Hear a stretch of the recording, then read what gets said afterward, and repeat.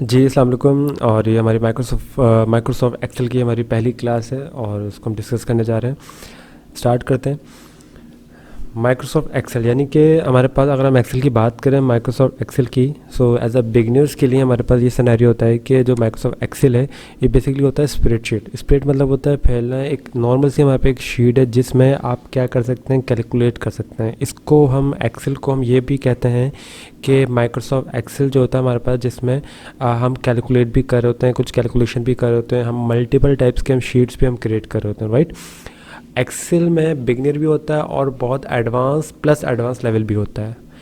इसके साथ साथ एक्सेल को हम स्प्रेडशीट के साथ साथ, जो हम स्प्रेडशीट का जो अभी थोड़ी देर पहले मैंने जिक्र किया है, स्प्रेडशीट के साथ साथ इसको हम एक और चीज़ बोलते हैं जिसको हम ये भी बोल सकते हैं कि इलेक्ट्रॉनिक स्प्रेडशीट। क्यों? क्योंकि ये क्या करता है, आपके किसी भी नंबर को ये मल्टीप्लाई करता है। फॉर एग्जांपल मैं आपको एक चीज़ दिखाता हूँ। यहाँ पे हमने लिखा 2 और आगे टैब पे गए, हम गए 2, ठीक है।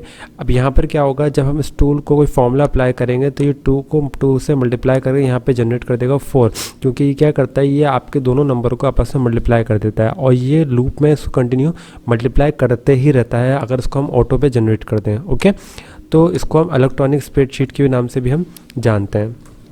स्टार्ट करते हैं। आज की जो हमारी बेसिकली क्लास है वो हमारी इंट्रोडक्शन होगी, तो जल्दी से मैं आपको इसके जो इंटरफेस के बारे में आपको बताता चलूँ। ओके, अच्छा, माइक्रोसॉफ्ट एक्सेल में सबसे पहली चीज़ है, अच्छा आपने क्या करना है, ये जो आपको मेरा कर्सर नज़र आ रहा है, ये जो मूव होता हुआ प्लस का साइन जो है, इस पर आपने नज़र रखनी है ताकि आपको मेरी हर एक बात क्लियर होते रहे। फाइन, तो ये बस मेरे कर्सर पे आपने नज़र रखनी है।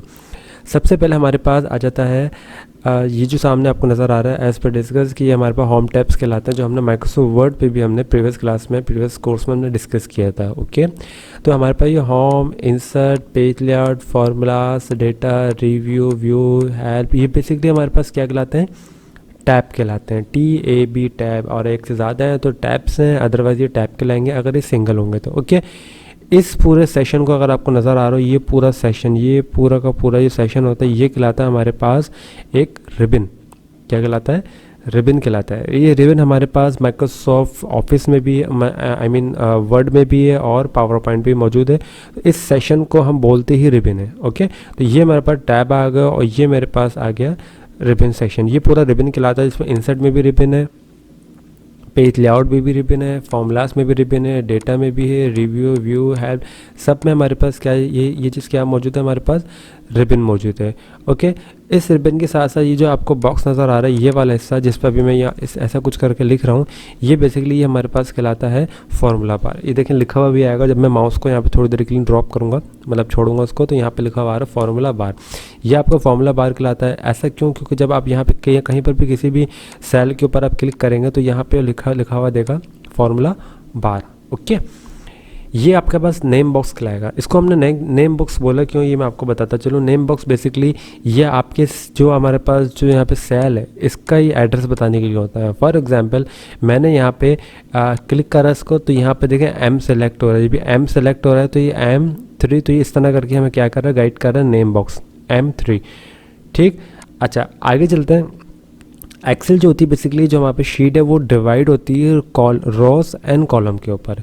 ये आपको जितने भी नंबर्स नज़र आ रही है मेरे पास रोज हैं, ये आपको जितने भी अल्फ़ाबेट ऊपर नज़र आ रहे हैं ये आपके पास कॉलम्स हैं। ओके, अच्छा अब ये देखें, अभी अगर हमने बात करी थी स्प्रेडशीट की, इस लिहाज से स्प्रेडशीट था, जब मैं इसको आगे लेके जाऊँगा तो ये आपस में ये मल्टीप्लाई होकर और शीट को बड़ा करते रहें। ये शीट अंटिल कभी भी नहीं रुक सकती, ये मल्टीप्लाई होते रहेगी और ये बढ़ती रहेगी। ये शीट का साइज़ कभी भी स्टॉप नहीं हो सकता। ओके, हमारे पास अपना अगर वर्ड में पढ़ा हो तो आपने एक मतलब वाइट कलर का पेज होता है एक, तो इससे एक लिमिटेशन होती है। इसी तरह हमारे पास स्लाइड्स के ऊपर भी एक लिमिटेशन होती है। एक्सेल के ऊपर नहीं, एक्सेल के ऊपर जितने भी बड़ी आप शीट बनाना चाहें बहुत आसानी से आप बना सकते हैं। ओके, इसी तरह हमारे पास जो रोस आपको नज़र आ रही हैं, इसी तरह ये रोस भी हमारे पास मल्टीपल है, हमारे पास रोस हैं और ये नीचे जाती ही रहेंगी। ठीक, अच्छा इसके साथ हमारे पास देखें यहाँ पे मल्टीपल हमारे पे शीट्स आ रही हैं। अभी हमने शीट 1 ओपन करी हुई है, ठीक है, और अगर आप चाहें, अगर आप प्लस का बटन दबाएंगे तो आपके पास एक और यानी कि मोर शीट आपके पास ओपन होते हैं। जिस तरह हमारे पास वर्ड एक्सेल में हम स्लाइड्स या पेजेस हम ले रहे होते थे, इसी तरह यहाँ पे हम और भी हम शीट को क्या कर सकते हैं, क्रिएट कर सकते हैं, यहाँ से इंसर्ट कर सकते हैं। ये प्लस का साइन बना हुआ आ रहा है, ठीक हो गया। अच्छा अगर आप चाहें शीट नंबर 1 है हमारे पास, शीट नंबर 1 पर डबल क्लिक करेंगे तो आप कुछ भी नाम लिख देंगे, जैसे कि हमने यहाँ पर लिख देते हैं इंट्रोडक्शन। ठीक है, तो ये आपकी इंट्रोडक्शन वाली क्लास आ गई। अब इस शीट को उठा के आप आगे भी मूव कर सकते हैं इस तरह करके, और ये हमारे पास इंट्रोडक्शन की हमारे पास आ गई शीट 1। ठीक, अच्छा, ये जो अभी जिक्र कर रहा था मैं सेल का, ये जो आपके पास बॉक्सेस नज़र आ रहे हैं आपको क्लिक करने के ऊपर, ये आपके कहलाते हैं सेल।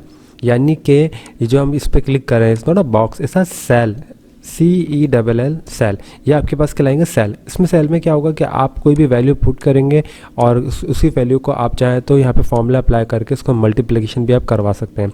ठीक, यहाँ पे आपके पास मोड्स आ जाते हैं, आपको व्यू करने का तरीका कि आप किस तरह शीट को देखना चाह रहे हैं। ये सब चीज़ें माइक्रोसॉफ्ट वर्ड में आप ऑलरेडी पढ़ चुके हैं।